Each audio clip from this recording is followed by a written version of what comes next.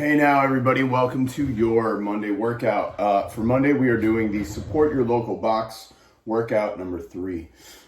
As many of you may or may not know, for the last 3 weeks we have been following the CrossFit headquarters support your local box initiative. The concept behind it, it's a 1 weekly workout that they post every Friday. We do them on Mondays. It gives us an opportunity to dissect it a little bit, make accommodations for our program design, watch a couple people do it, ask some questions, time some splits, so we can put together content for you guys. So the workout for Monday is 50 dumbbell deadlifts, 50 sit-ups, 50 box step-ups, and 50 single arm thrusters. The dumbbells, the recommended weight is 50 and 35 pounds. And for the single arm dumbbell thruster, it is also 50 and 35 pounds. Now, this one is pretty simple, not too many moving parts. I know the rep scheme can be overwhelming to see, 50 or typical CrossFit chippers are often, they use that rep scheme of 50. And I know that can be pretty overwhelming, but I think this one is quite simple. It has a time cap of 20 minutes. Which in my opinion is probably a little too much unless you're insistent on hitting the RX and it's not meant for you. Can't really imagine why this should take you more than 20 minutes. I think we're gonna see most times between the 7 and 10 minute range, more than likely for this one. I would like to talk about a few of the movements and things that you guys can do to perform the exercise more efficiently than you may have thought. So first let's talk about that dumbbell deadlift. Depending on the dumbbells that you use, a technique that I would recommend, talked about this in other videos, is slightly tilting the dumbbells forward. What that's going to do is that's going to cut your range of motion slightly. Now, I'm not looking to help you guys cheat, and I'm not looking for a sneaky way out. However, the range of motion for dumbbell deadlifts, when you are deadlifting all the way down so both heads of the dumbbell hit the floor, is a very, very, very deep range of motion.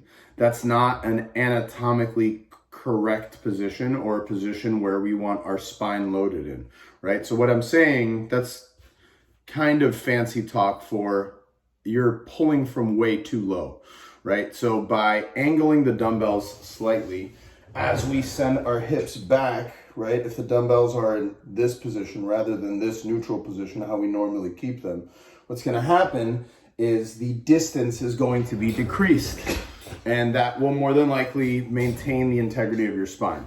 And that is definitely what we want to do, starting out with 50 dumbbell deadlifts. After that, we've got 50 sit-ups. Sit-ups are pretty simple. On the CrossFit site, they post ab mat sit-ups. You don't have to use an ab mat. I don't like using an ab mat. You can roll up a towel and put it on the small of your back. If you, some people end up with that butt burn from doing sit-ups. So it depends on who you are and where you're at. You don't have to use a sit or an ab mat. You don't have to do them in a butterfly feet position. Any sit-up of preference that's going to help you go faster is what we're looking for. When we're doing sit-ups in this order, we're not looking to build and develop abs, even though there will be some benefit behind doing sit-ups like this. Really, the overall focus is intensity and moving fast. So consider that. In regards to the 50 box step-ups, the prescribed height is 24 and 20 inches. So 24 for men and 24 ladies. If you really want to move fast in this one, and a little hack, something that you can consider is stepping up on the corner of the box. So if you step on the corner of the box, similarly to the dumbbell deadlift, it will cut the range slightly. It will help you move faster. And in my experience, when I step up on the side of the box, it's just I fumble around less. It's a lot easier to place my foot when I'm angled at the corner rather than one straight edge where my whole entire foot has to step up and over. And then they close out with the 50 single arm dumbbell thrusters. Now, with these thrusters, you don't have to do 50 on one side and 50 on the other. You do whatever you want.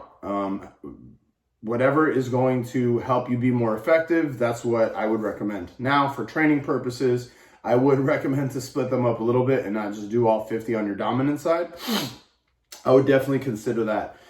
like I said, it's a pretty simple one, not a whole lot to talk about. So I'm not going to unnecessarily try to squeeze, different commentary out of a workout like this. What I will say is this: it is a lot of hip hinging.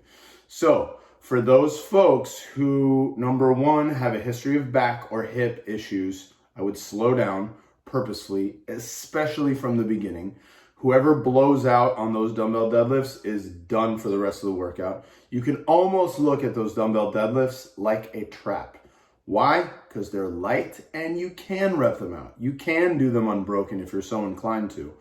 But if you have that history of spine or hip injuries, I would consider not doing that. And also, we have some people that when they do deep hip hinging workouts, they get dizzy. Their intensity is blunted by the amount of hip hinging that they're doing. It throws off their breathing rate, etc., etc. If you are that person, please consider breaking it up early on. Once you get to those sit-ups, you can open up and move fast. But those dumbbell deadlifts are definitely a trap. All right. Thank you for participating. Please post your score on the CrossFit site. Please participate in their fundraiser. It helps Soul. Add hashtag RURogue to your dashboard on the CrossFit Games website, and they will match all of your donations. And please keep posting. Thanks and good luck.